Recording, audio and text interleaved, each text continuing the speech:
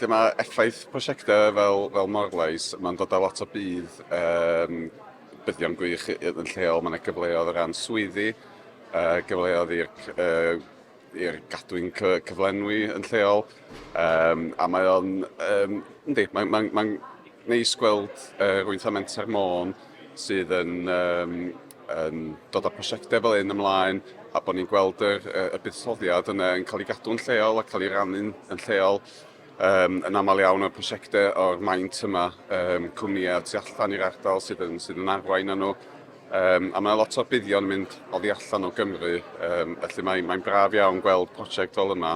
yn cael ei ddatblygu'n lleol ac bod ni'n cael cadw'r buddion a bod o'n rhoi elfen o berchnogaeth i'r bobl lleol ar y asedau mawr yma sydd yn bwysig iawn i'r system hynny dros Brydain i gyd, ddim yn unig yng Ngogledd Cymru. Felly, da ni'n